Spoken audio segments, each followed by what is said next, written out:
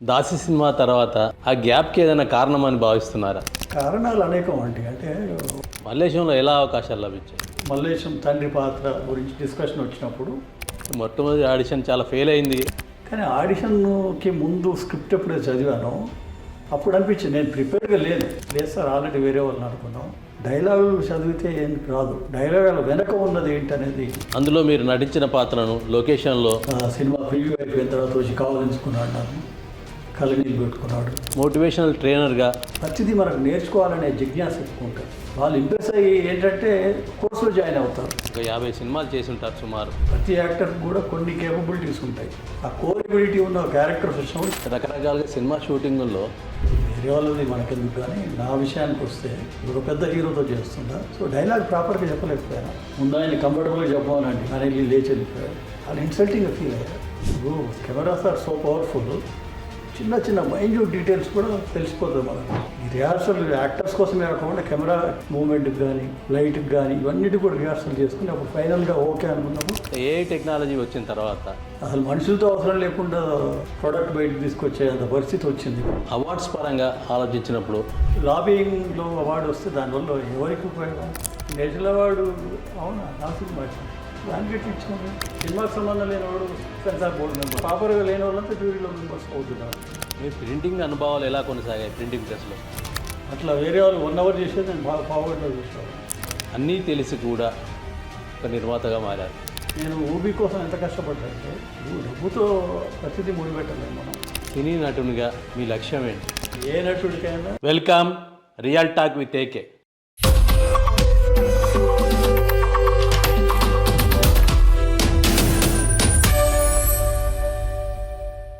మనం ప్రస్తుతం జీవితంలో అనేక కల్లోల సముద్రాలని దాటి సినిమా రంగంలో కూడా అదే రీతిలో ఎన్నో ఒడుదొడుకులను అధిగమించి ఒక మంచి నటుడుగా, ఉత్తమ నటుడుగా గుర్తింపు పొందిన ఆనంద చక్రపాణి ఎదుట ఉన్నాం. ఆనంద చక్రపాణి గారు నమస్కారం. నమస్కారం. జీవితంలో ఊహించని రీతిలో దేవిప్రియ గారి సహకారంతో దాసి సినిమాలో నటించారు. దాని అనుభవాలు ఏంటి? అంటే నటుడు అవ్వాలనే ఒక బలీయమైన కోరికతోటే నేను హైదరాబాద్ రావడం జరిగింది. అయితే ఎట్లా అప్రోచ్ అవ్వాలి, ఎవరిని కలవాలి, అవకాశాలు ఎట్లా వస్తాయి అనేది నాకు ఐడియా లేకుండే. అప్పుడు నేను ప్రెస్లో పనిచేస్తున్నా కాబట్టి ఈ రచయితలు, జర్నలిస్టులు, కవులు వీళ్ళంతా మా ప్రెస్లో ప్రింటింగ్ నీడ్స్ కోసం అట్లా దేవిప్రియ గారు పరిచయం నాకు.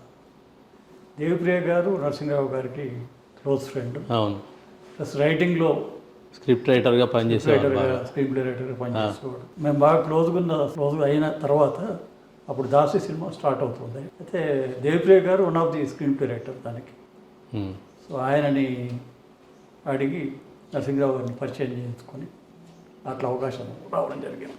మొదటి అనుభవం ఏంటి? మొదటి సినిమాలో నటన అనుభవం అంటే అప్పుడు యాక్చువల్గా కోరిక ఉంది కానీ ఎట్లా నటించాలో తెలియదు. అంటే కెమెరా ముందు నటించడం వేరు, అవి ఏం తెలియవు. అంటే అట్లా వెళ్ళడం జరిగింది. అప్పుడు ఏంటంటే వాళ్ళు చెప్పిన దాన్ని చేయడం. అందులో హీరోయిన్ ముందు ఫస్ట్ డేనే అర్చన గారితో కాంబినేషను. కొంచెం భయం, జంకు ఉంటాయి కదా, మామూలే కదా, నర్వస్గా ఫీల్ అవ్వడం అన్నీ మామూలే. కాకపోతే వాళ్ళు ఇచ్చిన ఎంకరేజ్మెంట్ అది మామూలు సీన్ కూడా కాదు. అవును, రేప్ సీన్ లాంటిది. అంటే అర్చన గారు కూడా కొంత సహకారం చేశారు. ఆవిడ చెప్పారు, అంటే ధైర్యం చెప్పారు.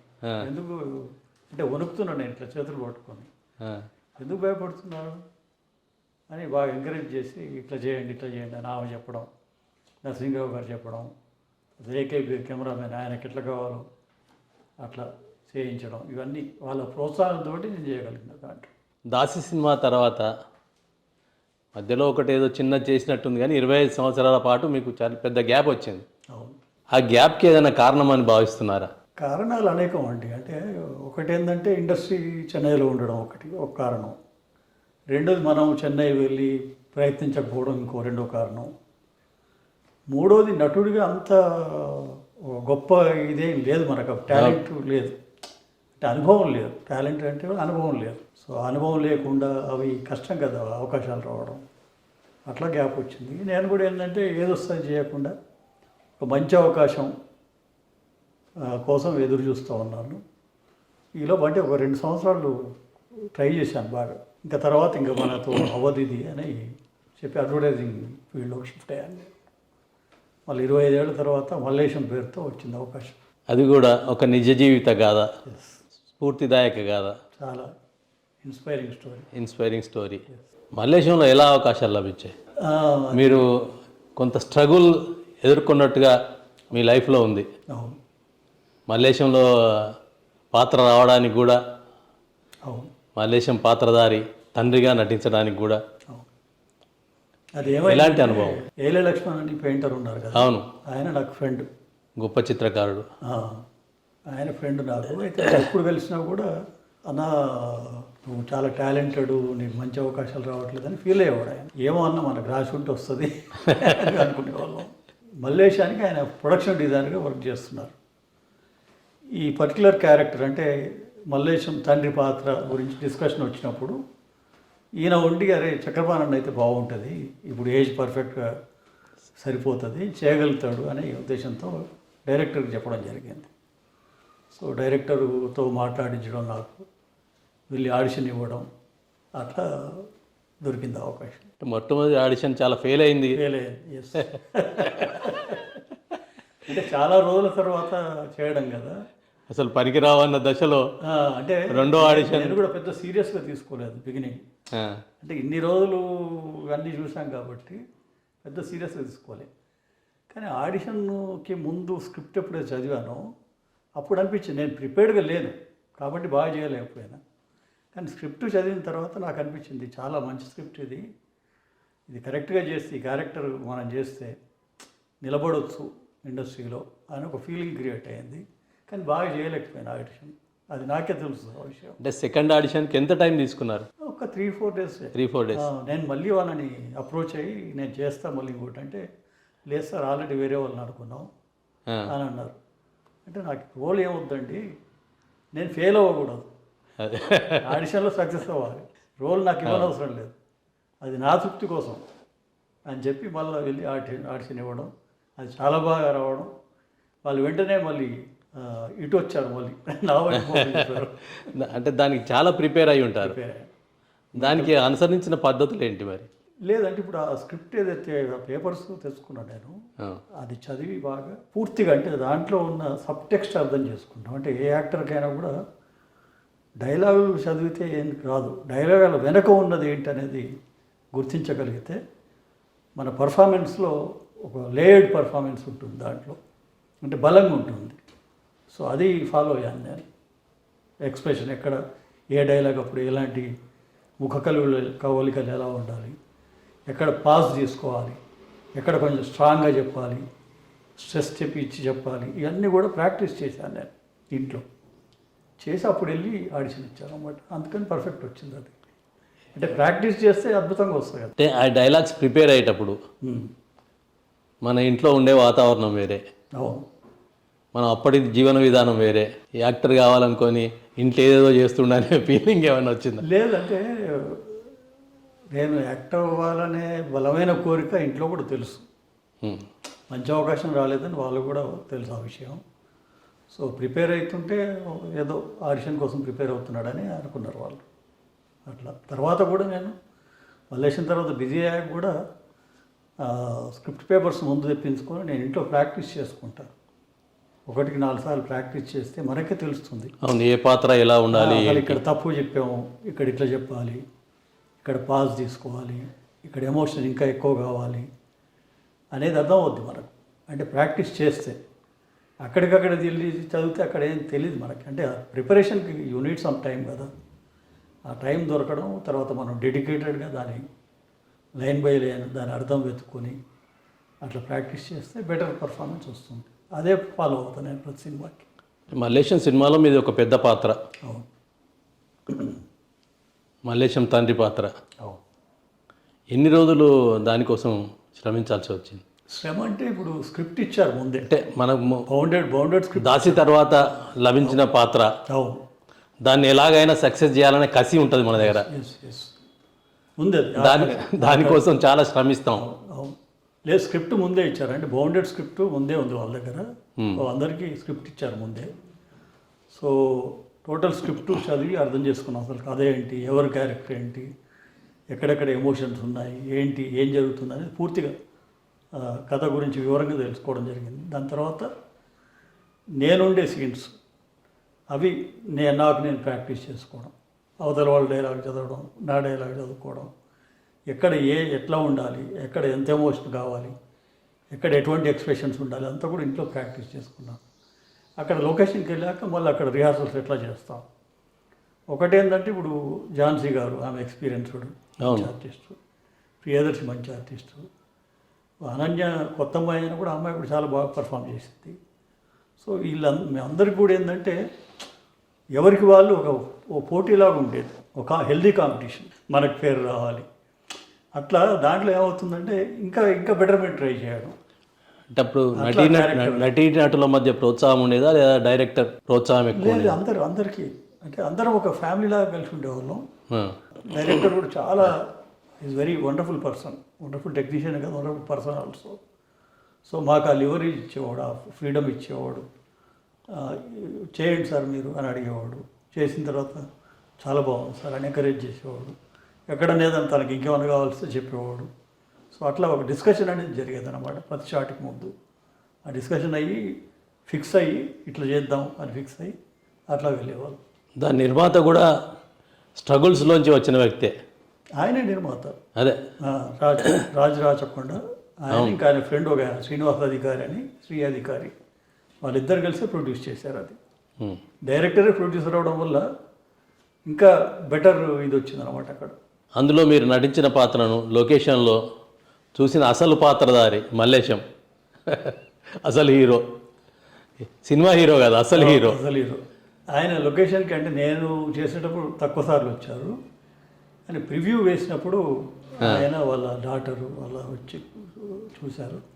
చాలా ఎమోషనల్ అయ్యాడు ఆయన, ముఖ్యంగా నా పర్ఫార్మెన్స్ చూసి. అంటే తండ్రితో ఒక అటాచ్మెంట్ ఉంటుంది ఎవరికైనా. సో నా పర్ఫార్మెన్స్ చూసి అక్కడ చాలా ఎమోషనల్ అయ్యాడు. సినిమా ప్రివ్యూ అయిపోయిన తర్వాత వచ్చి కావాలించుకున్నాడు, నన్ను కళ్ళనీళ్ళు పెట్టుకున్నాడు. చాలా బాగా చేసిండ్రు అన్న, మా నాయనని గుర్తు తెచ్చిపెట్టిండ్రు అని పెద్ద ప్రశంస నాకు. అది అంటే మోటివేషనల్ ట్రైనర్గా ఈ సినిమా నటన తర్వాతనా నటన కంటే ముందా? నటన కంటే ముందండి. అది కూడా మీకు ఎంతో ఉపయోగపడి ఉంటుంది. తప్పని అంటే ఎంతమంది జీవితాలను చూస్తాం కదా మనం. అవును. ఈ ట్రైనింగ్లో రకరకాల వ్యక్తుల్ని కలుస్తాము, వాళ్ళ జీవితానుభవాలు చూస్తాము, వాళ్ళకుండే ఇబ్బందుల్ని సరి చేస్తాము. వీటిల్లో will be able to see their life. So అది కొంత ఉపయోగపడుతుంది, మన లైఫ్ ఎక్స్పీరియన్స్ కూడా ఉపయోగపడుతుంది. అంటే మోటివేషనల్ ట్రైనర్గా వారు మంచి అవకాశం ఇచ్చారని భావించవచ్చా? చాలా, అంటే నా లైఫ్ టర్న్ కావడానికి.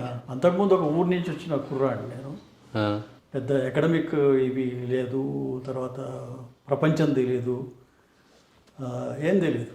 అటువంటిది ఒక్కసారి ఆమె పరిచయం అవ్వడం, ఆ ట్రైనింగ్లో నేను ట్రైనింగ్ తీసుకోవడం, దానివల్ల పర్స్పెక్టివ్ మారిపోయింది. జీవితం పట్ల ఒక అవగాహన క్రియేట్ అవ్వడం, తర్వాత డిఫరెంట్ లైఫ్ స్టైల్స్ చూడడం.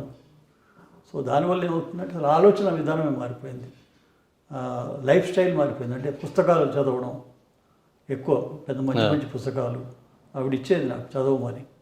సో వాటి వల్ల జ్ఞానం విపరీతమైన నాలెడ్జ్ పెరుగుతుంది కదా. మంచి సినిమాలు సజెస్ట్ చేసేది ఆవిడ, అటువంటి సినిమాలు చూడడం. సో ఇట్లా అంటే ఏమవుతుందంటే ఇప్పుడు మన సర్కిల్ని బట్టే మన జీవితం షేప్ అవుతుంది. సో అట్లా రచయితలు, కవులు, వీళ్ళు ఫ్రెండ్స్గా ఉండడం, వాళ్ళతో పరిచయాలు ఉండడం వల్ల మనకి ఏమవుతుందంటే మంచి అలవాట్లు, అంటే పుస్తకాలు చదవడం, గొప్ప సినిమాలు చూడడం, ప్రపంచ సినిమా చూడడం, ఇటువంటి సర్కిల్లో ఫెస్టివల్స్ అటెండ్ అవ్వడం, ఫిల్మ్ ఫెస్టివల్స్, కవి సమ్మేళనాలు, కవితా గోష్ఠులు, వీటిలో పార్టిసిపేట్ చేయడం, ఇవన్నీ కూడా ఒక డిఫరెంట్ లైఫ్ షేపప్ అవుతుంది. సో నాకు అంటే సుగుణ గారు ఇచ్చిన ట్రైనింగే కాకుండా ఆవిడ గ్రూమ్ చేసిన విధానం చాలా నా లైఫ్లో టర్నింగ్ పాయింట్ అని చెప్పొచ్చు అన్నమాట. అంటే మీరు మోటివేషనల్ ట్రైనర్గా కూడా కొన్నాళ్ళు పనిచేశారు, ఆ అనుభవాలు ఏంటి? అంటే తర్వాత ఏమైందంటే ఇప్పుడు నేను ఆవిడ దగ్గర ట్రైనింగ్ తీసుకున్నప్పుడు ఇప్పుడు ఎట్లా ఉంటుందంటే మనం ఒక గ్రామ స్థాయి నుంచి వచ్చాము, ఒక లోవర్ మిడిల్ క్లాస్ ఫ్యామిలీ నుంచి వచ్చాము. ప్రతిదీ మనకు నేర్చుకోవాలనే జిజ్ఞాస ఎక్కువ ఉంటుంది, డెడికేషన్ ఎక్కువ ఉంటుంది, సాధించి తీరాలన్న పట్టుదల ఎక్కువ ఉంటుంది. కొత్త విషయం తెలిసినప్పుడల్లా, కొత్త విషయం చూసినప్పుడల్లా నేర్చుకోవాలని చాలా ఒక ఇన్స్పిరేషన్ ఉంటుంది, మనకు మోటివేషన్ ఉంటుంది. సో అట్లా ఎక్కువ కీన్గా అబ్జర్వ్ చేయడం, డెడికేటెడ్గా ఫాలో అవ్వడం. దానివల్ల ఏమైందంటే నేను ట్రైనింగ్ అయిపోయిన నెక్స్ట్ బ్యాచ్ నుంచే నేను మెమరీ డెమాన్స్ట్రేటర్ అయిపోయా. ట్రైనింగ్ అంటే మెమరీ నేను డెమాన్స్ట్రేట్ చేసేవాడిని అన్నమాట. ఆ ప్రీవియస్ సెషన్స్లో మెమరీ డెమాన్స్ట్రేట్ చేస్తే ఆ మెమరీ డెమాన్స్ట్రేట్ చాలా అమేజింగ్, మ్యాజిక్ లాగా ఉంటుంది అది. సో వచ్చిన వాళ్ళంతా కూడా చాలా ఇంప్రెస్ అవుతారు. వాళ్ళు ఇంప్రెస్ అయ్యి ఏంటంటే కోర్సులో జాయిన్ అవుతారు. అంటే ఒక ట్రంప్ కార్డ్ ఆడాను నేను, కీ పొజిషన్ అది చేసేవాడిని నేను. దాని తర్వాత స్లోగా కొన్ని సబ్జెక్ట్స్ నేను హ్యాండిల్ చేయడం, నేను చెప్పడం స్లోగా అట్లా ఒక పూర్తి స్థాయి ట్రైనర్ని అయిపోయాను నేను తర్వాత. అంటే మీ రూపం కూడా అందుకు కలిసి వచ్చిందేమో. అంటే ట్రైనర్కి రూపం అంత ఇంపార్టెంట్ ఏం కాదు, నాలెడ్జ్ ఇంపార్టెంట్, కానీ మంచి రూపం కూడా ప్లస్ అవుతుంది. ఒక 50 సినిమాలు చేసి ఉంటారు సుమారు. 50 సినిమాల్లో అనేక మంది హీరోయిన్లకు తండ్రి పాత్ర వేశారు. అలాంటి సందర్భాలు రకరకాలుగా ఉంటాయి. హీరోలకు వేశారు, హీరోయిన్లకు వేశారు. అలాంటి సందర్భంలో ఎదురైన అనుభవాలు ఏంటి? అన్నీ మంచి అనుభవాలేనండి. మంచి అనుభవాలే రకరకాలుగా ఉంటాయి. అంటే ఒక పాత్ర వేసేటప్పుడు ఉండే అనుభవం వేరే ఉంటుంది, మరో పాత్ర వేసేటప్పుడు భిన్నంగా ఉంటుంది. అంటే ఆ పాత్రను మలిచిన తీరును కూడా రకరకాలుగా ఉంటాయి. ఇప్పుడు ఏమవుతుందంటే ప్రతి యాక్టర్కి కూడా కొన్ని కేపబిలిటీస్ ఉంటాయి. కొన్ని పాత్రలకి సూటబిలిటీ, కొన్ని పాత్రలు బాగా చేయగలుగుతారు. ఇప్పుడు కామెడీ చేసే వాళ్ళని యాక్షన్ చేయమంటే ఇంపాసిబుల్, లేకపోతే ఎమోషనల్ సీన్స్ చేయమంటే ఇంపాసిబుల్. అట్లా చాలా అరుదైన మనుషులు ఉంటారు, ఏది అన్నీ చేయగలిగిన వాళ్ళు, వాళ్ళని వర్సటైల్ యాక్టర్స్ అంటారు.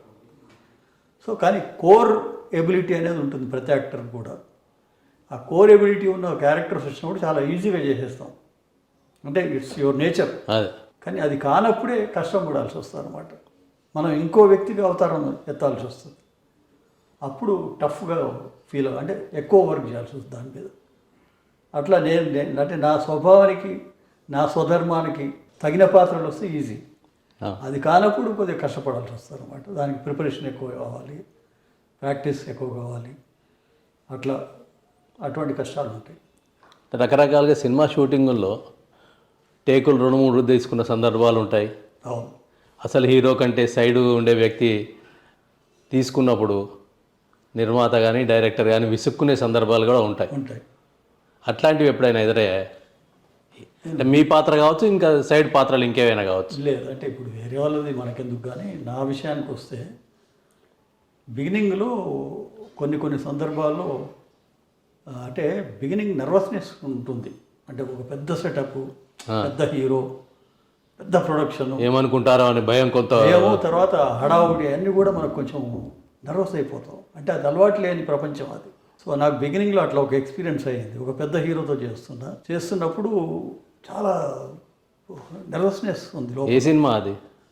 ఎందుకు సినిమాలు ఒక హీరో పేర్లు అక్కర్లేదు, కానీ ఒక పెద్ద హీరో, పాపులర్ హీరో, నా చిన్న క్యారెక్టరే. కానీ అసలు ఆ సెటప్ చూసే నాకు అంటే ఆ అట్మాస్ఫియర్ మనకు తెలియని అట్మాస్ఫియర్ అదంతా కూడా. మొదటిసారి వెళ్ళి అంత హంగామా, అంతమంది మనుషులు, హడావుడి, ఇవన్నీ చూసే వరకు నర్వస్నెస్ ఫీల్ అవ్వడం మొదలుపెట్టారు. సో డైలాగ్ ప్రాపర్గా చెప్పలేకపోయినా. నాకు థియేటర్ ఎక్స్పీరియన్స్ ఉంది, నటుడు అవ్వాలని పెద్ద ప్యాషన్ ఉంది, ప్రాక్టీస్ చేయగలుగుతా, డైలాగ్ చెప్పు, నాకంటే సాహిత్యం తెలుసు కాబట్టి డైలాగ్ బాగా ప్రాపర్గా చెప్తా, డిక్షన్ బాగుంటుంది, అన్నీ బాగుంటాయి.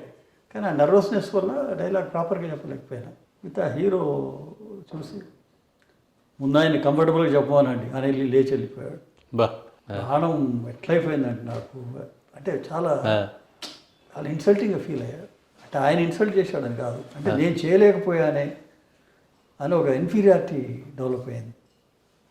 సో ఇప్పుడు వాళ్ళు ఎట్లా ట్రీట్ చేస్తారంటే మనం నోబడి. ఇప్పుడు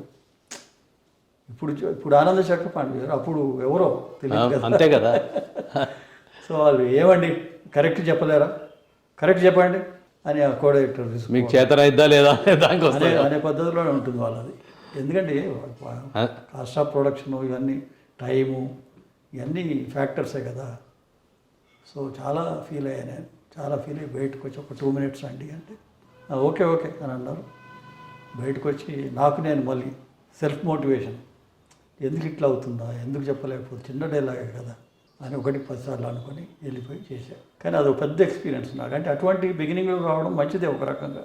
దానివల్ల ఏమవుతుందంటే ప్రిపరేషన్ ఎక్కువ కాన్సన్ట్రేట్ చేసి ఎక్కువ ప్రిపేర్ కావడానికి అవకాశం సో ఉంటుంది. నాకు అనిపించింది ఇటువంటి పరిస్థితి మనం నా లైఫ్లో యాక్టింగ్ కెరియర్లో రావద్దు, అట్లా తయారు కావాలి మనం అని.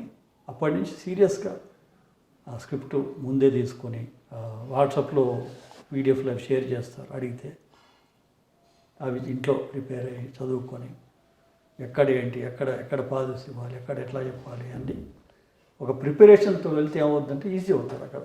సో అట్లా నన్ను నేను ఇంప్రూవ్ చేసుకున్నా యాక్టర్గా చేసుకొని. ఇప్పుడు ఏంటంటే సింగిల్ టేక్ నాది. ఇప్పుడు ఎవరి వల్ల నన్ను ఇబ్బంది జరగవచ్చు, లేకపోతే టెక్నికల్ ప్రాబ్లం అని ఉండొచ్చు, కానీ మోస్ట్లీ నేను ఫస్ట్ టేకే ఓకే అయిపోతుంది జనరల్గా. అట్లా ప్రిపరేషన్తో వెళ్తే అట్లా చేయగలిగితే ఇంకో సినిమా అవకాశాలు కూడా మెరుగవుతాయి. అంతే కదా, స్క్రీన్ మీద కనిపిస్తుంది కదా. అవును, మనం ఏంటనే స్క్రీన్ మీద తెలిసిపోతుంది.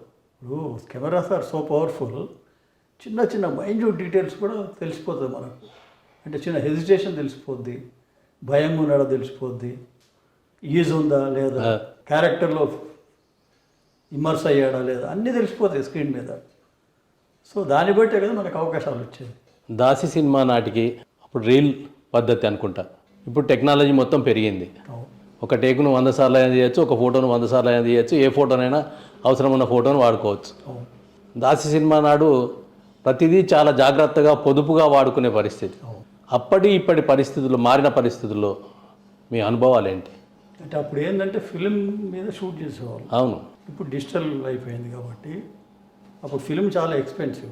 కాబట్టి 1-4 సార్లు రిహార్సల్ చేసుకొని, ఈ రిహార్సల్ యాక్టర్స్ కోసమే కాకుండా కెమెరా మూమెంట్కి కానీ లైట్కి కానీ ఇవన్నిటి కూడా రిహార్సల్ చేసుకుని అప్పుడు ఫైనల్గా ఓకే అనుకున్నప్పుడు టెక్కి వెళ్ళేవాడు. ఇప్పుడు ఏమైపోయిందంటే ప్రతిదీ మానిటర్స్ వచ్చాయి, ప్రతిదీ అంటే ఈజీ అయిపోయింది. సో కొంత ఫిలిం అంటేనే ఒక ఎక్స్పెన్సివ్, కాస్ట్లీ.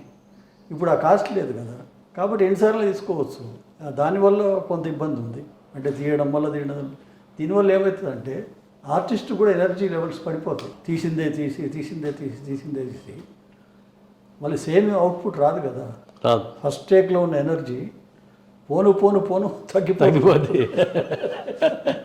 చెప్పింది పాడిందే పాడరా అన్నట్టు. అట్లా ఏమవుతుందంటే ఫస్ట్ టేక్లో ఉన్న ఎనర్జీ పోను తగ్గిపోతుంది. సో అదొక డేంజర్ ఉంటుంది. Technology wise amazing. ఇప్పుడు ఇంకా ఏ వచ్చాక ఇంకా చాలా పరిస్థితులే పూర్తిగా మారిపోయినాయి. అసలు చాలా మారిపోయినాయి. అసలు మనుషుల అవసరం లేకుండా వచ్చే పరిస్థితి వచ్చినాయి సినిమాలు. ఆల్రెడీ మహావతార్, నరసింహ లాంటి సక్సెస్ సినిమానే ఉంది. అంటే ఏ టెక్నాలజీ వచ్చిన తర్వాత సినిమా నటులకు ముందు దాన్ని ఏమైనా వాడుతున్నారా? అంటే ఒకటండి, ఇప్పుడు హాలీవుడ్ ఫిల్మ్స్లో ఎప్పటి నుంచో వాడుతున్నారు కదా టెక్నాలజీ అనేది, ఎప్పటి నుంచో వాడుతున్నారు. దాని తర్వాత ఇప్పుడు విఎఫ్ఎక్స్లో మన బాహుబలి కానీ ఇటువంటి సినిమాలు అద్భుతంగా వాడుతున్నారు టెక్నాలజీని. ఇప్పుడు కొత్తగా ఏ వచ్చాక ఏంటంటే అసలు మనుషులతో అవసరం లేకుండా ప్రోడక్ట్ బయటకు తీసుకొచ్చే అంత పరిస్థితి వచ్చింది. ఇప్పుడు ఏమైందంటే ఇప్పుడు నేను ఈ మధ్య ఒక 2 minutesది ఒక యాడ్ క్రియేట్ చేశాను. ఇప్పుడు యాడ్ క్రియేట్ చేయాలంటే బోల్డంత ప్రాసెస్. దానికి ముందు స్క్రిప్ట్ రాయాలి, షార్ట్ డివిజన్ చేసుకోవాలి, ఆర్టిస్ట్ని సెలెక్ట్ చేసుకోవాలి, లొకేషన్ చూజ్ చేసుకోవాలి, కెమెరామెన్ ఫిక్స్ చేసుకోవాలి, కెమెరా, ఈ సెటప్ అంతా కావాలి. షూటింగ్ లొకేషన్, వీళ్ళందరూ పోవాలి, షూటింగ్ చేయాలి, ఎడిటింగ్ దగ్గర పోవాలి, డబ్బింగ్ చెప్పి, ఇదంతా ప్రాసెస్. మొత్తం ప్రాసెస్ ఇది ఏం లేకుండా సిస్టమ్ దగ్గర కూర్చొని అన్నీ చేసి ఫిలిం అవుట్పుట్ బయటకు తీసుకొచ్చా. It took only 1.5 days for me. Script shooting లేదు ఇక్కడే, దీంట్లోనే తీసుకున్నా. షూటింగ్ కూడా వాయిస్ ఓవర్ అదే ఇచ్చింది, మ్యూజిక్ అదే అక్కడే తీసుకున్నా, ఎడిటింగ్ అక్కడే చేసా. టోటల్గా అవుట్పుట్, ఫైనల్ అవుట్పుట్ 1.5 daysలో వచ్చేసింది. ఇది మామూలుగా ఏఐ సపోర్ట్ లేకపోతే ఇది ఒక 10 రోజులు 15 రోజుల ప్రాసెస్. ఇది ప్లస్ మళ్ళీ నటులు అవన్నీ ఉంటాయి కదండి, మరి డబుల్ ఖర్చు. సో అట్లా అంత ఈజీ అయిపోయింది టెక్నాలజీ. కానీ ఇది ఏంటంటే మ్యాన్ పవర్ని కట్ చేస్తుంది కదా. అంటే క్రాఫ్ట్ అనేది క్రాఫ్ట్మెన్కి ఇబ్బంది. అది ఆల్రెడీ స్టార్ట్ అయింది వరల్డ్లో. స్టార్ట్ అయిందా? ఐటీ ఫీల్డ్లో ఐటీ ఫీల్డ్లో స్టార్ట్ అయింది, సినిమా ఫీల్డ్లో కూడా అట్లాంటిదే. అంటే ఇప్పుడు మనుషులు తగ్గిపోతారు, ఇంకా ఆ, మిషన్ చేస్తుంది, మనిషి చేయాల్సిన పని మిషన్ చేస్తుంది. సో మనుషుల అవసరం అనేది తగ్గిపోతుంది. మీరు ఒక సీరియల్లో కూడా నటించారు అది బిగినింగ్ డేస్లో బిగినింగ్ డేస్. జమున గారి డైరెక్షన్లో డాక్టర్ మమత అని వాళ్ళ అమ్మాయిని హీరోయిన్గా పెట్టి చేసింది ఆవిడ. దాంట్లో చేశాను. ఎక్కువ టీవీ నేను చేయలేదు. అది ఒకటే చేసినట్టుంది. డాక్టర్ మమత అని. దాని అనుభవాలకు, సినిమా అనుభవాలకు, సిరీస్ అనుభవాలకు కొంత తేడా ఉంటుంది కదా. అంటే ఒకటండి, స్కేల్ వైజ్ తేడా ఉంటుంది తప్ప ఆ, టేకింగ్ మేకింగ్ అంతా సేమే ఉంటుంది, పెద్ద తేడా ఏముండదు. యాడ్ ఫిల్మ్స్ వైపు ఎప్పుడైనా వెళ్ళారా? నేను యాడ్ ఫిల్మ్స్ చేసేవాడిని కదా, చాలా యాడ్ ఫిల్మ్స్ చేశాను. గవర్నమెంట్ కూడా చేశాను చాలా యాడ్ ఫిల్మ్స్. చక్రపాణి గారు, షార్ట్ ఫిల్మ్స్ అనుభవాలు ఏంటి? లేదండి, షార్ట్ ఫిల్మ్స్. షార్ట్ ఫిల్మ్స్ నేను ఈ మధ్య ఒక షార్ట్ ఫిల్మ్ చేశానండి. అంటే ఏమైందంటే, షార్ట్ ఫిల్మ్ అయినా, ఫీచర్ ఫిల్మ్ అయినా, యాడ్ ఫిల్మ్ అయినా ఫిల్మే కదా. ఓసారి అద్భుతమైన సబ్జెక్టులు వస్తుంది షార్ట్ ఫిల్మ్. ఈ మధ్య సారీ అని ఒక ఫిల్ము, అబ్బాయి పేరు రవి అచ్చిని అని, రామాయణ ఫిల్మ్ స్కూల్ స్టూడెంట్ అతను. నేను ఒకసారి అక్కడ వాళ్ళ ఫంక్షన్కి చీఫ్ గెస్ట్కి వెళ్ళాను. వెళ్ళినప్పుడు ఈ పిల్లలంతా పరిచయం అవుతారు కదా మామూలుగా. అవును. ఆ అబ్బాయి నా దగ్గరకు వచ్చి చెప్పాడు, సార్ ఇట్లా నేను ఒక సబ్జెక్ట్ రాసుకున్న షార్ట్ ఫిల్మ్ది, చాలా బాగా వచ్చింది సార్, మిమ్మల్ని దృష్టిలో పెట్టుకొని క్యారెక్టర్ రాసుకున్నాను అని, మీరు సపోర్ట్ చేయాలి సార్ నాకు అన్నాడు. అంటే తప్పకుండా చేద్దాం, సబ్జెక్ట్ పంపి అని చెప్పాను. సో అదొక ఫిల్మ్ చేశాను నేను, సారీ అని. రెండే క్యారెక్టర్లు, డాటరు, ఫాదర్. సో అది చేశాము. అది ఈ మధ్య నాకు బెస్ట్ సపోర్టింగ్ యాక్టర్ అవార్డు వచ్చింది ఆ షార్ట్ ఫిల్మ్కి. అది మధ్యప్రదేశ్లో ఒక వింధ్యా ఇంటర్నేషనల్ ఫిల్మ్ ఫెస్టివల్, ఆ, ఒక 40 కంట్రీస్ పార్టిసిపేట్ చేస్తాయి దాంట్లో. సో షార్ట్ ఫిల్మ్ కేటగిరీలో నేషనల్ వైడ్ కాంపిటీషన్, మన ఇండియా వైడ్, దాంట్లో బెస్ట్ సపోర్టింగ్ యాక్టర్ అవార్డు ఇచ్చారు నాకు. అది ఒక అనుభవం షార్ట్ ఫిల్మ్స్లో. అవార్డ్స్ పరంగా ఆలోచించినప్పుడు రకరకాల అవార్డ్స్ మనల్ని వరిస్తుంటాయి, లేదా దానికోసం మన శ్రమను గుర్తించిన వాళ్ళు కొందరు ఇస్తుంటారు. ఈ మధ్య అవార్డ్స్ల విషయంలో కొంత వివాదాలు కూడా వస్తున్నాయి. అవార్డులు పొందినప్పుడు ఉండే అనుభవాలు ఏంటి, అనుభూతులు ఏంటి? అవార్డు అనేది ఒక రకంగా ఎంకరేజ్మెంట్ అండి, ప్రోత్సాహమే. అవును. అయితే అది ఎట్లా ఉండాలి, ప్రతిభ గుర్తించి ఇస్తే కరెక్ట్. అది లాబింగ్లో అవార్డు వస్తే దానివల్ల ఎవరికి ఉపయోగం? ప్రతిభ ఉన్నోడు వేరే ఉంటాడు, వాడిని పట్టించుకోరు. లాబింగ్లో అవార్డు తీసుకుంటారు. అదే లాబింగ్లో అవార్డు తీసుకొని ఎవరు పడితే వారు ముంగట డాక్టరేట్ పెట్టుకుంటున్నారు ఇప్పుడు. అంతే, అట్లా అయిపోయింది అన్నమాట. అంటే ఒక రకంగా చెప్పాలంటే అవార్డుల స్థాయి పడిపోతుంది. ఒకప్పుడు నేషనల్ అవార్డు వచ్చిందంటే చాలా ప్రెస్టీజియస్ ఇష్యూ. ఇప్పుడు నేషనల్ అవార్డు అవునా ఆ సినిమాకి, దానికి ఎట్లా ఇచ్చారు అనే ఒక డిస్కషన్ స్టార్ట్ అయింది. అంటే అవార్డుల స్థాయి అట్లా అయిపోయింది అన్నమాట ఇప్పుడు ప్రస్తుతం. సో అవార్డులు రావాలి అనుకో, అక్కడ స్థాయి ఉంటే కదా రావాలనుకోవడం. ఇప్పుడు మనకి ఏ రకమైన సంబంధం లేకుండా అవార్డు రావడం అనేది గొప్ప విషయం, అంతే కదా. అంత ప్రమేయం లేకుండా, మనకు తెలియకుండా అవార్డు వచ్చిందంటే మన ప్రతిభను గుర్తించి ఇచ్చినట్టే. సో అది జెన్యూన్ అవార్డు. అవార్డుల సందర్భంగా రకరకాల విమర్శలు ఎక్కువగా వస్తున్నాయి. ఏ అవార్డుల ఫంక్షన్ అయిన తర్వాత కూడా ఈ అవార్డులు ఎలా ఇచ్చారనే విమర్శలు ఎక్కువ రావడానికి దారితీస్తున్న కారణాలు ఏమైనా మీరు? కారణాలంటే political interference, political leaders interference, government interference, వాటి వల్ల. అంటే ఫలానా వాళ్ళకి ఇవ్వండి, వీళ్ళు చెప్పలేక ఇవ్వడం. ఇంటర్ఫియరెన్స్ లేకుండా జ్యూరీ కూడా పర్ఫెక్ట్గా ఉండాలి. ఎవరు పడతాలో జ్యూరీలో వేస్తే అసలు సినిమాకి సంబంధం లేనివాడు సెన్సార్ బోర్డు మెంబర్లు ఉంటారు. అవును, సినిమాకి సంబంధం అసలు సంబంధం ఉండదు, రాజకీయ సంబంధం ఉంటుంది తప్ప సినిమా సంబంధం ఉండదు. అతను సెన్సార్ బోర్డు మెంబర్. ఎట్లా అతను జడ్జ్ చేస్తాడు సినిమాని? ఆయనకు బేసిక్గా ఒక క్వాలిఫికేషన్ ఉండాలి కదా సినిమాని అనలైజ్ చేయడానికి కానీ, స్క్రూటినైజ్ చేయడానికి కానీ. అది లేని వాళ్ళని మీరు గవర్నమెంట్ ఇదే political పవర్తో తెచ్చిపెట్టేస్తే what does he know about the cinema grammar ఏం తెలుసు అతనికి, ఒక క్రాఫ్ట్ గురించి ఏం తెలుసు? అప్పుడు నాసిరకంగానే ఉంటాయి కదా సినిమాలు, నాసిరకంగా ఉంటాయి, అవార్డు కూడా నాసిరకంగానే ఉంటాయి. జ్యూరీ అసలు పాపర్గా లేని వాళ్ళంతా జ్యూరీలో మెంబర్స్ అవుతున్నారు చాలా చాలా ఫెస్టివల్స్లో, అవార్డు కమిటీల్లో. అది స్ట్రాంగ్గా లేనప్పుడు మీకు అట్లాగే ఉంటుంది. వాడి అనుభవం ఏంది, అది కూడా నాలెడ్జ్ ఏంటి, అది చూడాలి కదా. సెన్సార్ పడతాలు తీసుకొచ్చి జ్యూరీలో వేసేస్తే సెన్సార్ దగ్గర అలాంటి విమర్శలే వస్తున్నాయి, అవార్డు కమిటీలో అలా అవార్డు కమిటీలో అలాగే వస్తున్నాయి. సెన్సార్ విషయంలో అయితే సుప్రీంకోర్టు దాకా వెళ్ళిన కేసులు కూడా ఉన్నాయి. అవును, ఎందుకు సెన్సార్ బోర్డు మెంబర్లు తీయండి, ఎవరికి సినిమాతో సంబంధం ఉందో తీస్తే ఎంతమంది బయటకు వస్తారో చూడండి. ఫ్యాక్ట్ కదా ఇది, ఫ్యాక్టే. రాజకీయ అంటే పొలిటికల్ ఇంటర్ఫియరెన్స్తో, అంటే ఇప్పుడు యాక్చువల్గా ఏంటంటే ఈ ఆర్ట్ అండ్ కల్చర్ ఫీల్డ్లో ఇన్ఫ్లుయెన్సులు లేకుండా నిజమైన ప్రతిభామూర్తులు, నిజంగా నాలెడ్జబుల్ పర్సన్స్ని దాంట్లో వస్తే ఒక క్వాలిటేటివ్గా ఉంటాయి అన్నీ కూడా, సెలక్షన్స్ కానీ ఏదైనా కూడా. అది లేనప్పుడు ఇంకెవడు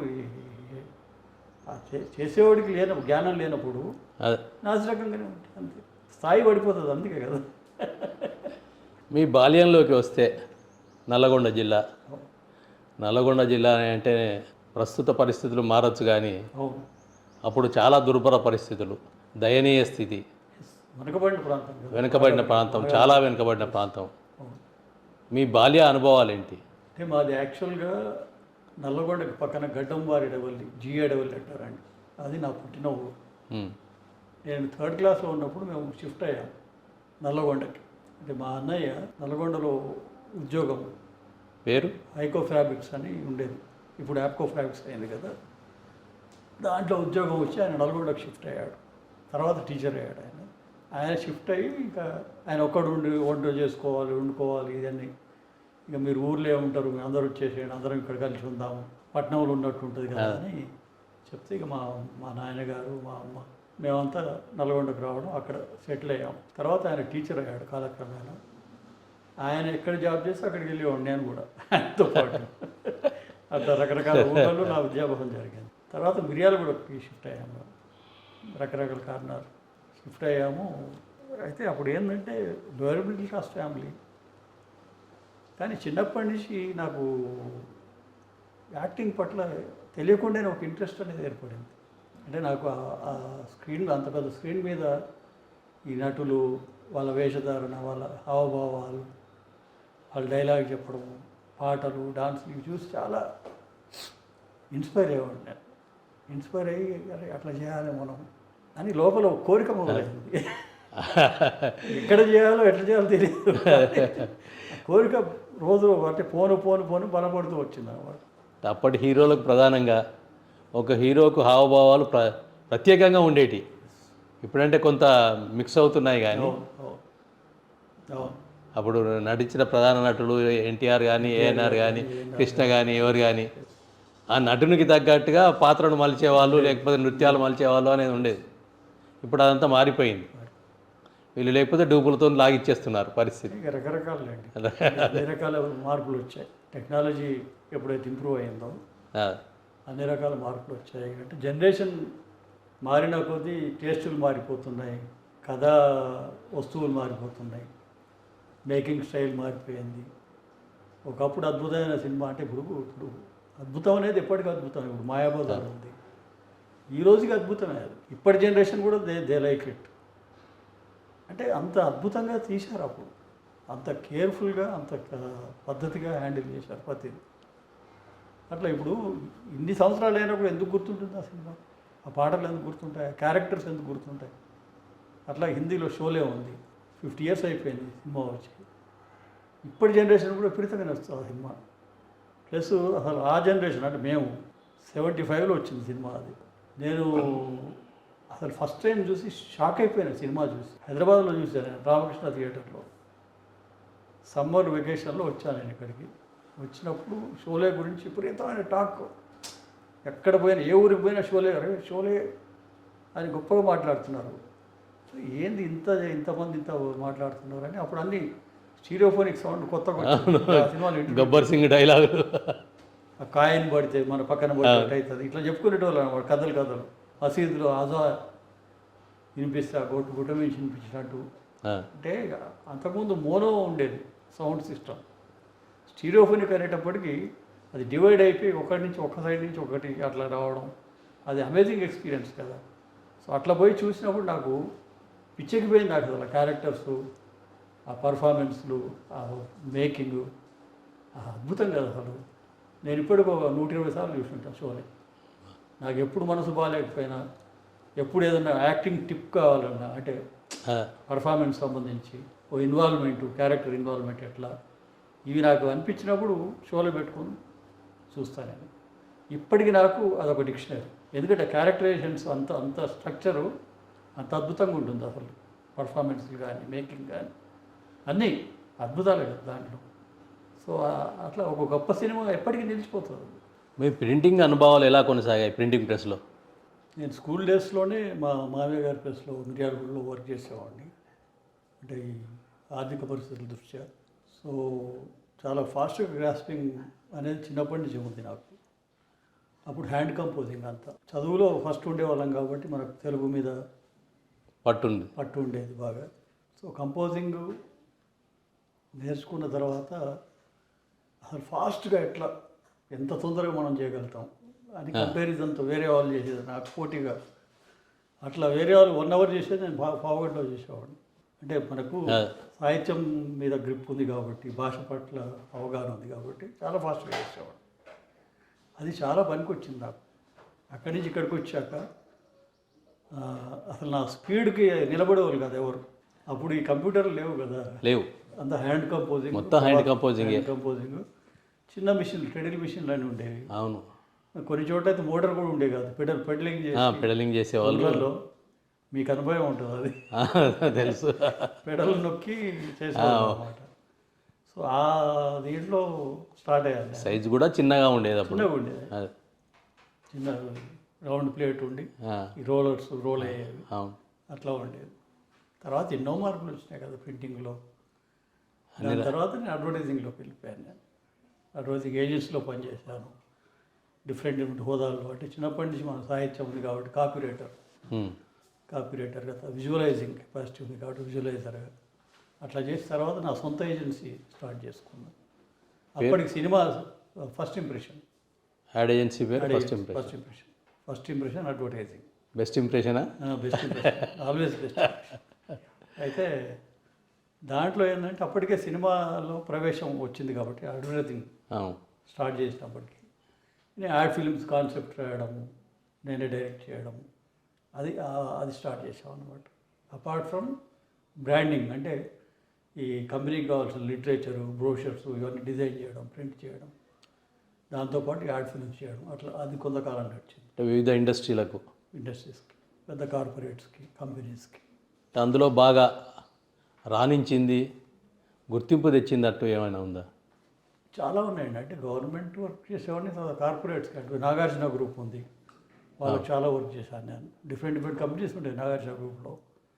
నాగార్జున ఫర్టిలైజర్స్, నాగార్జున సిగ్నోడ్ అని రకరకాలుగా వాళ్ళ గ్రూప్ చేసేవాడిని. సినిమా రంగంలో ఉంటూనే సినిమా రంగం ఆటుపోట్లు తెలుసు, ఇబ్బందులు తెలుసు, నష్టాలు కష్టాలు అన్నీ తెలుసు. అన్నీ తెలిసి కూడా ఒక నిర్మాతగా మారారు. ఊబి అనే సినిమా తీశారు. అది మిమ్మల్ని ఆర్థికంగా ఊబిలోకి లాగింది. ఊబి నేను నిర్మాత నేను కాదు, నేను స్క్రిప్టు డైరెక్షన్ నాది. నిర్మాత ఉన్నాడు కానీ అది చివరిదాకా కొనసాగించలే అతను. అంటే యాక్చువల్గా అది తీసింది ఫెస్టివల్స్ కోసం, ఇంటర్నేషనల్ ఫెస్టివల్స్ కోసం. అది ఎందుకో ఒక మిస్కమ్యూనికేషన్ వచ్చింది, మధ్యలో వదిలేశాడు అతను. ఇంకా అప్పుడు మనం ప్రమోట్ అంటే ఆయన ప్రొడ్యూసర్ కదా, మనం ప్రమోట్ చేయడానికి లేదు అది. అట్లా అది చాలా అద్భుతం వచ్చిన సినిమా, అది మంచి పేరు వచ్చేది యాక్చువల్గా వెళ్ళి ఉంటే. అది అట్లా పోయింది అవకాశం, చాలా పేరు వచ్చే అవకాశం పోయింది. అది దాని అనుభవాలు అంటే ఒకటే అండి, ఇప్పుడు డెడికేటెడ్ మనం రాటుదేలడానికి ఉపయోగపడతాయి కొన్ని అనుభవాలు 100%. ఎందుకంటే ప్రతి పని కూడా మనకి ఎంతో కొంత నేర్పిస్తుంది. అంటే ఒక ప్రాసెస్ కదా ఇది. స్క్రిప్ట్ దగ్గర నుంచి మొదలు పెడితే కంప్లీట్ అయ్యి ఫైనల్ అవుట్పుట్ వచ్చే వరకు ఒక ప్రాసెస్. నేను ఊబీ కోసం ఎంత కష్టపడ్డా అంటే అసలు నా మైండ్లో ఫిక్సేషన్ అంటే ఆ కథ ప్రకారం ఒక నది కానుకొని ఒక టెంపుల్ ఉండాలి. అది ఒక ఫ్రేమ్లో ఉండాలి. అది కింద నది బార్స్ ఉండాలి, పైన టెంపుల్ ఉండాలి. టెంపుల్ రెండు కనిపించాలి ఒకే ఫ్రేమ్లో. దానికోసం 8 నెలలు ఆగాను నేను. 8 నెలలు వెతుకులాట, ఎక్కడున్నది, ఇట్లా ఎక్కడన్నా ఉందా, ఎక్కడన్నా ఉందా, ఎక్కడ. ఈ వెతుకులాటలో ఏమైందంటే ఒకసారి ఇంటర్నెట్లో ఒక చిన్న ఫోటో కనిపించింది, సేమ్ నేను అనుకున్నదే. కింద నది పారుతుంది, పైన టెంపుల్ ఉంది. ఎక్కడ అనేది లేదు, ఒక ఫోటో కనిపించింది, అంత చిన్నది అది కూడా. ఆ ఫోటో ప్రింట్అవుట్ తీసుకొని ఇంకా కలిసిన వాళ్ళంతా అడగడం మొదలుపెట్టా. ఇప్పుడంటే గూగుల్లో ఎత్తుకోవచ్చు కానీ అప్పుడు లేదు కదా. అప్పుడు లేదు కదా. ప్రొడక్ట్ మేనేజర్స్ని, సినిమా వాళ్ళని అందరిని అడగడం మొదలుపెట్టారు అనమాట. అట్లా ఓ రోజు ఏమైందంటే ఒక మ్యూజిక్ స్టూడియోలో వర్క్ చేస్తున్నాం ఏదో ఓ ప్రాజెక్టు. అప్పుడు డిస్కషన్లో వచ్చినప్పుడు ఇట్లా ఒకటి లొకేషన్ ఫోటో ఉందండి, ఇది ఎక్కడో దొరకట్లేదంటే ఏది చూపేయండి అన్నాడు ఆయన. చూపించారు. మా ఊరు సార్ అన్న. మీ ఊరా? కరెక్ట్ చూసి చెప్పండి. అదే మా ఊరు సార్, ఇది పెన్నా నది పైన చెన్నకేశ్వర స్వామి టెంపుల్. అప్పుడు నమ్మినాం కదా, కరెక్ట్ చెప్తున్నాడు కదా. ఎక్కడ అన్న? పుష్పగిరి సార్, పుష్పగిరి పీఠం కడపకి 15 కిలోమీటర్లు, మా ఊరే అన్నాడు. ఓడి, దానికోసం ఎంత శ్రమిస్తుంది తెలియదు కదా మనకి, ఎవరు చెప్తారు. కనెక్షన్ అట్లా దొరికింది 8 months తర్వాత. అప్పుడు ఇంకా అతనితో అక్కడ చెప్పించుకొని ఆ పుష్పగిరిలో పీఠం కదా అది. సో ఇట్లా వస్తారు మా వాళ్ళు, కాస్త హెల్ప్ చేయండి వాళ్ళకి, లొకేషన్స్ కావాలి అది అంటే. ఇక అప్పుడు నెక్స్ట్ డేనే బయలుదేరి వెళ్ళిపోయి, అప్పుడు నేనేమనుకున్నానంటే అసలు టెంపుల్ అంతవరకు అక్కడ షూట్ చేసుకొని మిగతా ఒక పాడుబడిన సత్రం కావాలి దానికి, అవన్నీ ఇక్కడ చేసుకుందాం ఇట్లా అనుకున్నా. కానీ తీరా అక్కడికి పోయాక అక్కడే ఉంది, అన్నీ అక్కడికి దొరికాయి నాకు ప్రతిదీ. అంటే అట్లా కుదురుతాయి ఓసారి మన అన్ని 8 నెలల నిరీక్షణకి ప్రతిదీ అక్కడే ఉంది. అంటే నాకు యాజ్ పర్ స్క్రిప్ట్ ఎన్ని లొకేషన్స్ ఉన్నాయో అన్నీ అక్కడే ఉన్నాయి అవైలబుల్. వెళ్ళిపోయి షూటింగ్ చేసాం అక్కడ. అదొక మంచి ఎక్స్పీరియన్స్ అది. మీరు ఏ హీరోయిన్లతో ఏ హీరోలతో తండ్రి పాత్రలు పోషించారు? హీరోయిన్లు అంటే సాయి పల్లవికి లవ్ స్టోరీ అనే సినిమాలో సాయి పల్లవికి ఫాదర్గా చేశాను. అనన్య నాగల్ అనే అమ్మాయికి వకీల్ సాబ్లో చేశాను. పాయల్ రాజ్పుత్ అనే హీరోయిన్కి ఒక 2 సినిమాల్లో ఫాదర్గా చేశాను. ఒకటేమో అనగనగా పోతుంది, ఇంకోటి రక్షణ అనే సినిమా.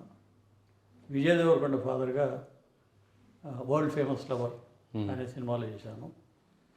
ఇంకా పెద్దగా పేరు లేని నటీనటులకు ఫాదర్గా చేసినా ఉన్నాయి. అవి కాకుండా క్యారెక్టర్స్ అంటే హీరో ఫాదరు హీరోయిన్ ఫాదరే కాకుండా ఇంపార్టెన్స్ ఉన్న క్యారెక్టర్స్ రకరకాల సినిమాలు చేయడం జరిగింది. ఒక నక్సలైట్ లీడర్ ఓ దాంట్లో చేశాను. ఇట్లా రకరకాల క్యారెక్టర్స్. అది మెయిన్ టాప్ లిస్ట్లో మాత్రం సాయి పల్లవి, తర్వాత పాయల్ రాజ్పూర్, విజయ్ దేవరకొండ, వీళ్ళు కాంబినేషన్స్లో చేశాను వేరే హీరోయిన్లతో. ఈ మధ్య గాంధీ తాత చెట్టు అనే సినిమాలో ప్రధాన పాత్రే మీది. మంచి సినిమా అండి అది. దాని అనుభవాలు ఏంటి? మంచి సినిమా, చిన్న స్కేల్లో చేసిన సినిమా, చాలా రూటెడ్ సినిమా. అంటే స్క్రిప్ట్ గొప్పతనం అది. స్క్రిప్ట్ బాగుంటే దానికి పెద్ద ఖర్చు పెట్టాల్సిన అవసరం లేదు. రూటెడ్గా చిన్న పిల్లలు వాడుకున్నారు, పర్ఫార్మెన్స్ ఓరియంటెడ్గా చేస్తే సినిమా బాగా వస్తుంది. అట్లా మంచి సినిమా గాంధీ తాత చెట్టు. ఆ అమ్మాయి డైరెక్టర్ సుకుమార్ గారి కూతురు సుకృతి అని, ఆ అమ్మాయి మనవరాలు చేసింది, నేను తాతగా చేశాను. నేషనల్ అవార్డు వచ్చింది ఆ అమ్మాయికి. అవును, బెస్ట్ యాక్ట్రెస్ చైల్డ్ ఆర్టిస్ట్ కింద. ప్లస్ సినిమా కూడా చాలా ఫెస్టివల్స్లో అవార్డ్స్ గెలిచింది. ఇంటర్నేషనల్ ఫెస్టివల్స్లో, ఇండియన్ ఫెస్టివల్స్లో చాలా చోట్ల అవార్డు. అంటే దాదాపు 14-18 అవార్డు వచ్చేది. తాతనే ఒక రకంగా సినిమాలో మార్గదర్శి పాత్రకు, హీరో తాతే మెయిన్. అసలు తాతే మెయిన్. తాతే మెయిన్. గాంధీ తాత చెట్టు, అదే గాంధీ అమ్మాయి పేరు. అవును, తాత పెంచిన చెట్టు. ఆ చెట్టు పోవద్దని, చెట్టును ఎవరు కొట్టేయద్దని, అక్కడి నుంచి మొదలవుతుంది యుద్ధం. ఒక రకమైన పోరాటం.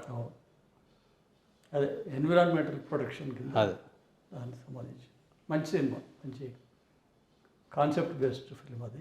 ఇటీవల నటిస్తున్న సినిమాలు ఏంటి? ఒకటి స్వయంభూ అనే సినిమా, అది పెద్ద budget cinema, pan world cinema. అంటే at a time 5 Indian languages కాకుండా చైనీస్, స్పానిష్ లాంగ్వేజ్ కూడా సైమల్టేనియస్గా రిలీజ్ చేస్తున్నారు. అది తొందరలో రిలీజ్ ఉంది. నిఖిల్ హీరో దాంట్లో. తర్వాత అట్లాస్ సైకిల్ అని ఒక మంచి కాన్సెప్ట్ బేస్డ్ ఫిల్మ్ అది. Though it is small budget film, very rooted film, చాలా మంచి కాన్సెప్ట్, మంచి ఫిల్మ్. అది హీరో ఫాదర్గా చేస్తున్న దాంట్లో చాలా రూటెడ్గా ఉంటుంది. తర్వాత ఇజ్జత్ అని ఒక ఫిల్మ్ చేస్తున్నా, అది సిద్దిపేట పరిసరాల్లో చేస్తుంది. అక్కడ షూటింగ్ అయింది. బద్దిపడగనా? అది బద్దిపడగ అనే విలేజ్లో. ఒకటి బైలింగ్వల్ స్టార్ట్ కాబోతుంది, కన్నడ ప్లస్ తెలుగు. అది ఏప్రిల్ 2nd వీక్లో స్టార్ట్ అవుతుంది. అది కూడా హైదరాబాద్లోని షూటింగ్. అదొక ఫిల్మ్ చేయబోతుంది. అంటే కన్నడలో డైలాగ్స్ చెప్పడం అట్లాంటిది ఏమైనా సమస్య ఉంటుందా, లేదా పెద్ద కష్టం టెక్నాలజీ పెరిగింది కాబట్టి ఇబ్బంది ఏమన్నా? ఎందుకు అట్లేం కాదు, నేర్చుకుని చెప్తాం. ఇప్పుడు ఎక్కడెక్కడి నుంచో అమ్మాయిలు వచ్చి, బాంబే నుంచి, రాజస్థాన్ నుంచి, ఎక్కడెక్కడి నుంచో, కేరళ నుంచి వచ్చి తెలుగు భాష తెలియని వాళ్ళు చేస్తున్నప్పుడు మనం ఇంకో లాంగ్వేజ్ ఎందుకు చేయలేము? ఏముంది, పెద్ద కష్టం ఏముంది దాంట్లో? డైలాగు రాసుకుంటాము, దాని అర్థం తెలుసుకుంటాము, దానికి తగ్గట్టుగా చేస్తాం, అంతే. పెద్ద పెద్ద కష్టమేం కాదు నేను అనుకోవడం. చేయొచ్చు అంటే చేయాలి కదా, అన్ని లాంగ్వేజ్ చేయాలి. అట్లా ఇంకా ఏ సినిమాలు? ఇంకా ఒక 2-3 సినిమాలు నెగోషియేషన్లో ఉన్నాయి. ప్రాథమిక దశ నెగోషియేషన్ అంటే అది ఇంకా డేట్లు కన్ఫర్మ్ కాలేదు. అది అయితే ఒక 2-3 ఫిల్మ్స్ డిస్కషన్లో ఉన్నాయన్నమాట. సినీ నటునిగా మీ లక్ష్యం ఏంటి? ఏ నటుడికైనా ఒక మంచి నటుడు అనిపించుకోవాలి, 10 కాలాల పాటు ప్రేక్షకుల మధ్యలో నిలిచి ఉండాలనేది అల్టిమేట్ గోల్ ఎవరికైనా కూడా, అంతే కదా. అదే గోల్ ఎవరికైనా కూడా. నేను కూడా అంటే ఒక మంచి ఆర్టిస్ట్ అనిపించుకోవాలని అది చేయాలి. నాకు వేరే ఒక ఆలోచన ఉంది, కానీ అది అవుతుందా కాదా తెలియదు మనకు. నేషనల్ అవార్డు విన్ చేయాలని బలమైన కోరిక నాకు. మరి ఆ అవకాశం రావాలి అంటే అటువంటి క్యారెక్టర్, అటువంటి పాత్ర దొరకాలి మనకు. మనం అంత బాగా చేయగలగాలి. ఆ టైంలో మరి మనది బెస్ట్ పర్ఫార్మెన్స్ కింద గుర్తించాలి వాళ్ళు. సో ఇవన్నీ ఉంటాయి దీంట్లో, కానీ కోరిక అయితే బలంగా ఉంది నాకు ఫ్రమ్ ద బిగినింగ్. ఎందుకంటే అదే ఇన్స్పిరేషన్ నాకు. అటువంటి సినిమాలు చూస్తూనే పెరిగాను నేను. సో నసీరుద్దీన్ షా వీళ్ళు ఉన్నారు కదా, వాళ్ళ ఫిల్మ్స్ చూస్తూ పెరిగాను నేను. కాబట్టి ముందు నుంచే అది నాకు సీడ్ పడి ఉంది మైండ్లో. ఎప్పుడైనా అట్లా నేషనల్ అవార్డు తీసుకోవాలి లైఫ్లో. అలాంటి సినిమా తగిలినప్పుడు అంటే మన బడ్జెట్, నటునిగా ఇచ్చే బడ్జెట్ తక్కువైనా చేయడం అట్లాంటివి. క్యారెక్టర్ ఇంపార్టెంట్ కదా, క్యారెక్టర్ ఇంపార్టెంట్ కాబట్టి. ఇప్పుడు డబ్బుతో ప్రతిదీ ముడిపెట్టలేము మనం, అటువంటి క్యారెక్టర్ దొరకదు కదా. కాబట్టి అట్లా నిజంగా అటువంటి ఒక పొటెన్షియల్ ఉంది ఆ క్యారెక్టర్లో. ఇది చేయడానికి స్కోప్ ఉంది. రేపొద్దున మనకు మంచి పేరు వస్తుంది, దీనివల్ల మంచి గుర్తింపు వస్తుంది అనుకున్నప్పుడు డబ్బు సెకండరీ అవుతుంది అప్పుడు. ఇది ఆనంద చక్రపాణి గారి జీవితం, నట జీవితం, యాడ్ జీవితం, రకరకాల అనుభవాల జీవితం. వారు మనకు అవకాశం ఇచ్చినందుకు ధన్యవాదాలు. Thank you sir. త్వరలో మీ ముందుకు మరో ప్రముఖునితో రానున్నాం. Real talk with AK.